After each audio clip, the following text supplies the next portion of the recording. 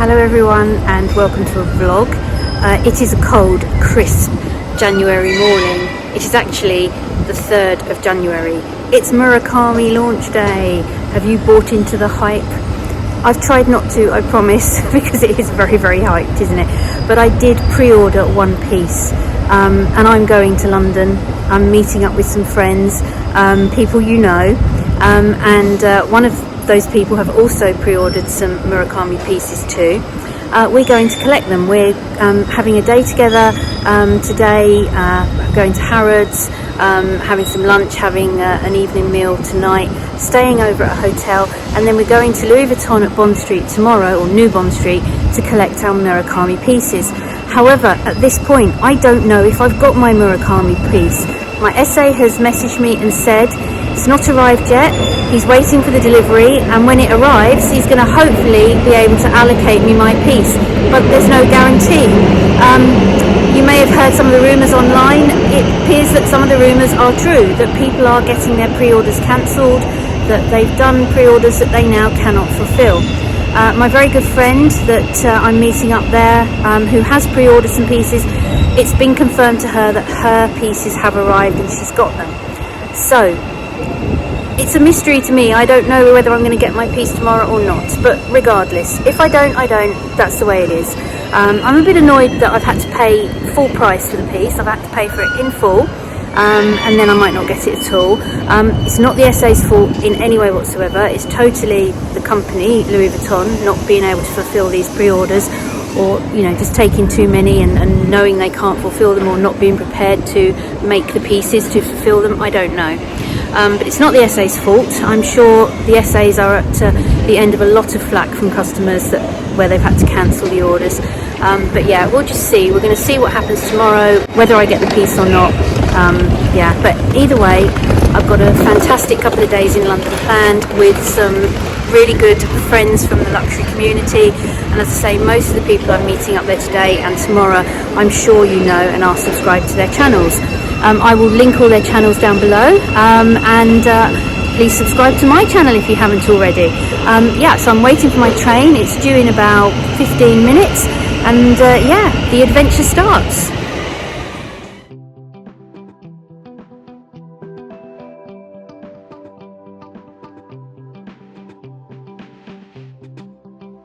So the first order of the day was to get into London and actually manage to meet up with people, because we were coming from different areas and into different stations. So I actually met up with the fabulous Steph from Handbagholic, the amazing Debs from Wild Unfiltered, and the fantastic Hannah from So Much Design with Hannah.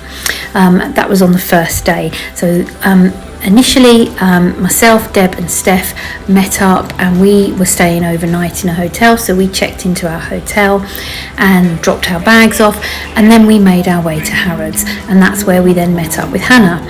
So on arriving at Harrods, one of our first stops was of course Louis Vuitton. And here is the main centre area with the fabulous panda. I love the panda. I know some people don't like it, but I really like it. So the great big panda, signalling the fact that the Murakami collection has now officially launched. So as you can see, there was plenty of the collection out on display. You couldn't purchase any of the display pieces though. You could ask about a piece, and if they had one in stock, they would sell it to you. However, if the display piece was the one and only piece they had, they were not allowed to sell you that display piece. You could not purchase it. Obviously, there were the pre-orders, which is a whole other story, but on the launch day itself, Louis Vuitton did have stock of the Murakami collection. They wanted to have some stock, obviously, to sell on the launch day, and it was selling. They didn't have very many of the very popular items in stock, some of the SLGs.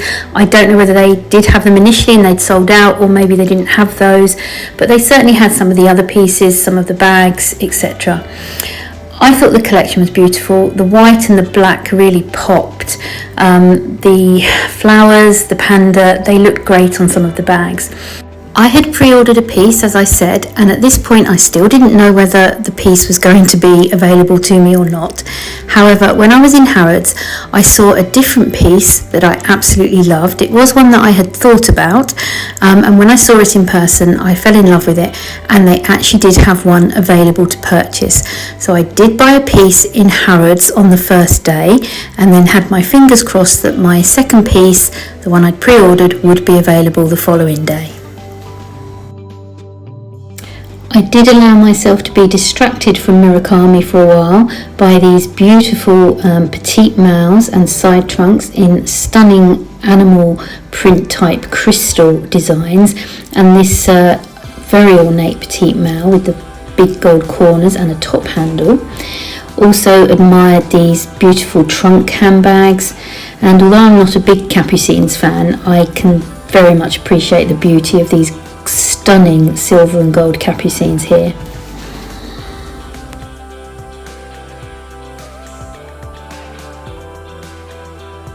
Well, if you say so, Steph.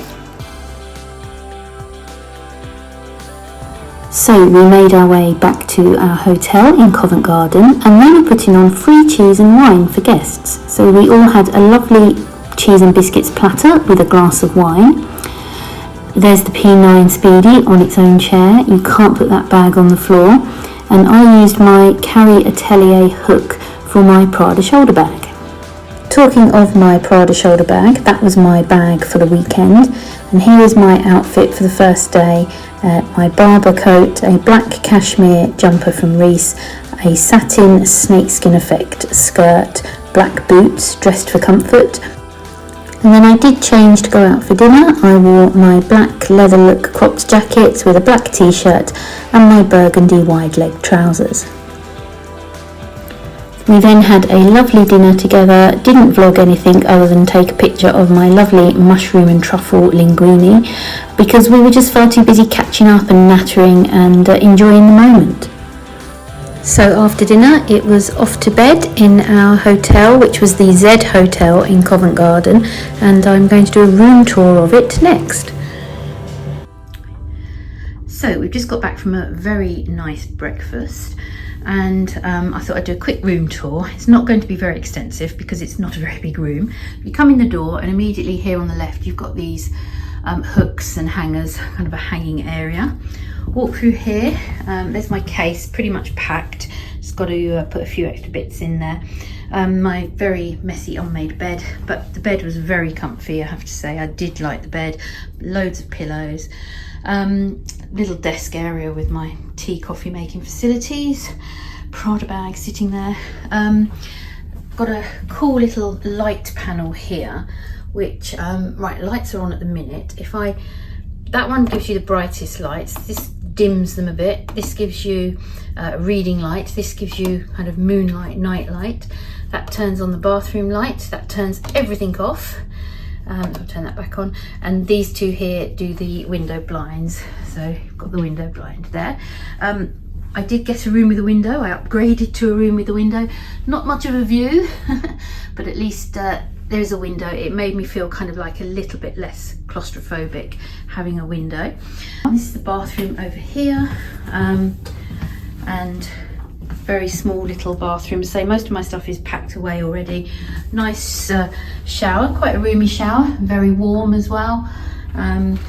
Lots of big fluffy towels. So yeah, that's fine. What I would say is this over here, that's my air conditioning and heating panel. Yeah, and I didn't realise at first that's what it was. Here is the rest of it, which should be on the wall attached, so that I can actually change the heating and the air conditioning, because the air conditioning is on. It made a racket through the night. I couldn't turn it off, and obviously it was very cold. We're in the January, we're at the start of a cold snap, and I did really struggle to sleep because of the cold and the noise. I'm going to let reception know that's the situation there for obviously the next guest, because by the time I realised that was the heating and aircon panel, because I was looking elsewhere in the room for how to control the aircon, by the time I realised that, it was very, very late, and I was like, oh, I can't be bothered to talk to reception now, and they probably won't be able to do anything about it anyway. big full-length mirror over here, which I did my outfit of the day. I'm just wearing the same outfit as yesterday actually, because the skirt is so comfy for mooching around, and the jumper is warm, cashmere Reese jumper, and I think this is a next satin skirt with my comfy boots, knee-high comfy boots, and I'll be wearing my nice warm Barber jacket and Burberry scarf. Yeah, so that's my room. It's been really comfortable for a budget room, not very big. It's more spacious than I was expecting. Oh, there's a big telly there, of course, opposite the bed. Yeah, so I say I'm quite impressed with it. It's, you know, I would definitely stay here again. Staff have been very friendly, and I don't know if I've mentioned already on the vlog, but we did get the free cheese and wine last night as well. So yeah, I would definitely stay here again. So the first shopping stop on day 2 was Dior at Selfridges. Anyone like this mini lady Dior? It will only set you back a mere £17,000 sterling. Yeah, beautiful bag, but I have to say I stood well back when it was on the counter. Some other lady Diors, possibly a little bit more affordable. Now, once we got to Selfridges, Steph, Deb and I were also joined by the fabulous Nick from the channel Living Life Loud with NJS. So after catching up with Nick for a bit in Dior, we all went and had a peruse around Prada, looked at some of their new funky bag charms, and then we hot-footed it to New Bond Street, where we were once again joined by Hannah. We all then went to Nick's favourite place, Longchamp, and we met his lovely SA, and she was kind enough to take a group photograph of us on their lovely stairs with this stunning colourful backdrop. So, talking of colourful, that leads us very nicely now into Murakami Part 2, and we all then went to Louis Vuitton in New Bond Street. Here are the stunning window displays outside the boutique. Now, Deb and I had an appointment with her lovely client advisor, James, who is now my client advisor, and yeah, we were going in to see if our pieces were there. Well, we knew that Deb's pieces were there, but at this point we still didn't know if my piece was there and if I was going to be able to get it. So yeah, walking into Louis Vuitton in New Bond Street in hot anticipation as to whether I was going to get my Murakami piece.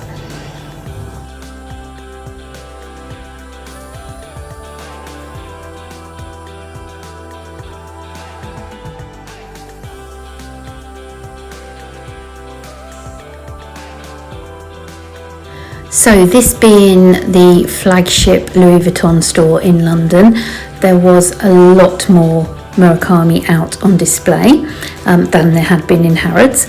Loads of pieces that you could look at, but it was the same situation again. You could not purchase any of the display pieces. You could only buy an item if they had a second piece available, but if there was only one piece and that was the one on display, you could not purchase it. Had a look and a close-up look at some of the other pieces that I hadn't had chance to see in Harrods. Had a look at this stunning sunglasses case. I really liked that. I was a bit tempted by that, but I will say I didn't get that. That was available, but it was only available to order, so I could have ordered it, but I couldn't have taken it away on the day. These bag charms were very, very cute. They weren't available in the boutique. I'm not sure if they were available to order. It was a little bit random. There were certainly pieces that, although they were out of stock in the boutique, you could order them, but I think there were some pieces that still weren't available to be ordered. So yeah, I'm really not quite sure going forward what sort of stock and restocking they're going to be doing.